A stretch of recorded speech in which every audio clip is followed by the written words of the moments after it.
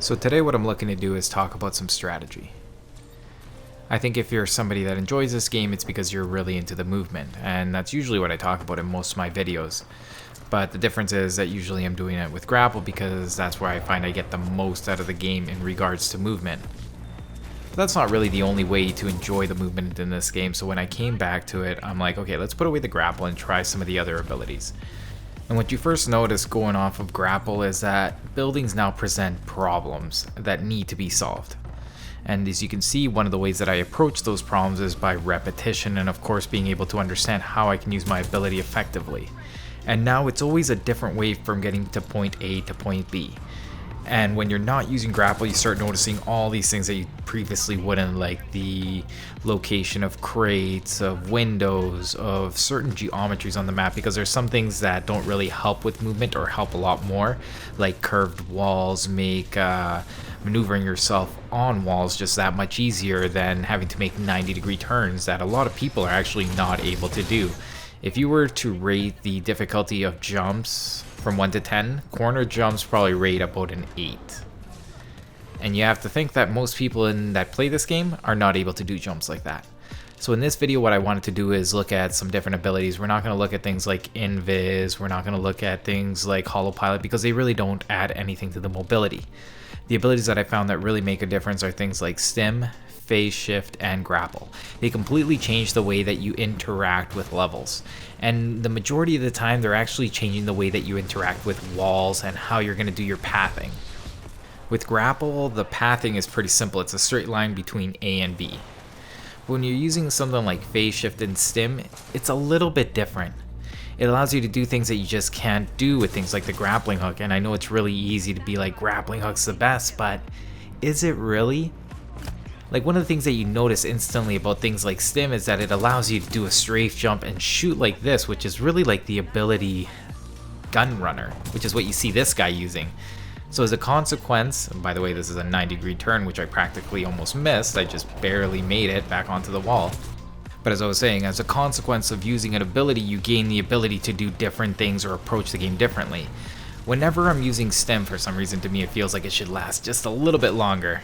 And then I should have gone on the wall and then we could have meleeed, but my timing was all off because I don't use Stim that often. So you still have to find your groove with these abilities, but you notice that they each have their niche. When you're using phase shift, it's really easy to tell that when you're approaching a Titan, you just don't care. You're like, if he notices you, you phase, you get out of there. It gives you an easy do-over against Titans. It gives you a good out when you're taking somebody's battery. Like, it's better than any other ability. But I like how each ability brings its own little flavor to how you're going to approach problems. I'm like, can I make this jump? And it's actually super easy. Like, sometimes you forget about what you can do with Stim if you're not somebody that uses it a lot. Like, I was really surprised how easy that jump was. This little run right here, that's something that a lot of people have difficulty with.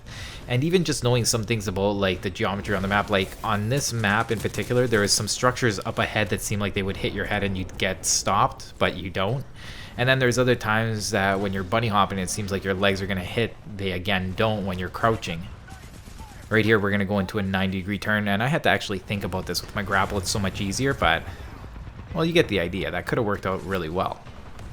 But usually with the grapple, it's just something that I don't think about, and I notice that I get lazy, especially with things like my 90-degree jump around corners when I use my grapple. And it's actually more useful sometimes to not use my grapple if my timing's even better. And the thing is that when you're hitting that timing, it translates really well to just the timings of your other jumps.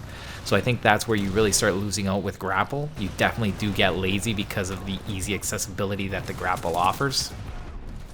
But I really don't think it's overpowered. Like, I had some pretty damn good games using phase shift and Stim, especially when I really got into the groove of it. Right now I was trying to phase into this guy. And the funny thing is he ends up killing this guy, which was also running phase, so I think he thought that was me, but I'm still here too, buddy. Anyways, each of these abilities definitely have their flavor. Like, I forgot how nice it is to have a redo when you're using something like phase shift. Like, it is just amazing. It lets you go into an engagement with like such a cocky attitude. You're like, yep, I'm flying in here. Things don't look good. I phase out, try again. With Stim, I found it was a little bit different. I think my strength came from when you were surprised by somebody, like the way you can just turn on your jets. Yeah, I took all the time just to do that. But the way that you turn on the jets on your pilot, it's like really hard for people to track you because it's so spontaneous. Like all these abilities have such a cool way for you to approach the level if you get again into the groove of it. So for me, it was really nice to actually do this before I went back to grapple. Like going from grapple into one of these abilities, I find is a lot harder because you're already in the grapple mentality where everything is more so in reach. Whereas when you're running Stim or just any other ability, actually, you just have to be so much more mindful of your positioning and how you're going to approach things. Or then again, you're not, because like I said, phase shift just lets you get out of jail free. So there's some really cool things to be said for all the abilities in this game. So that's pretty much what I've been up to for the last week. I had a few games and that's what I did. I put grapple away. So it was a good way to freshen things up for me and, you know, keep that attitude going. This is still the only game that I want to play. It's kind of weird like that, but that's the way it is right now. I think last time I talked about this too, that I'm actually pretty excited for Halo. What are you guys excited to see? And what do you guys think about these other abilities? Like, I know that Hollow has nothing to do with it, but I know somebody's going to bring it up. Someone's going to be like, you forgot to pull off Hollow. It's like, what, I'm now running on the wall with another guy? Nah, no one's buying Hollow. Even when they made the improvements to it, people aren't buying it enough. Let me tell you, I was super surprised that I got as many kills as I did during this play session without grapple that I got in the air. Like, it was actually still doable, and it was almost like I forgot that it was doable without grapple. You're just looking for different timings. I was kind of sad though whenever I'd see somebody eject in front of me and I couldn't grapple them. I just felt so useless. I'm like, all I get to do is aim my laser. Like, there's just nothing before that, or aim my primary, and it kind of sucks. Makes me sad. I always like more options for attacks, like to just watch somebody eject. Like, I feel like during that whole 5-second sequence, like there's nothing to do. Because there is a certain amount of invincibility frames as well. Some people were talking, well, not some people, like, it's not something you see too often, but it has been brought up that you can sometimes kick people, like, right out of the eject. Like, the timing's really weird. Like, I've tried to simulate it, but it just doesn't always happen. I was really happy that I could catch up to that guy. Didn't need anything fancy. It was just standard bunny hopping. And we saw him way back from that room. Like, that was a pretty long chase. So I like that in this game, if your bunny hop is just good enough, if your jumps are just good enough, all the other abilities I think actually compete with grapple. Like phase shift, I've met some really good players with phase shift because I'm like, I get a leg up on them and then they phase and I'm like, that opportunity is gone. If we're decently, how do you say it, in the same skill level, I find that that ability probably helps them more than my grapple does. Like, grapple is not always going to help you in that one-on-one engagement. The good thing about grapple is that it gets you into a lot of engagement. So if you're already better than those other players, you know, catching up to them really fast with a slingshot means you're going to get more kills. But if it's just a one-on-one fight, like, I think I'd rather have Stim or phase shift. Maybe even Stim. So it's kind of funny when you think about it like that.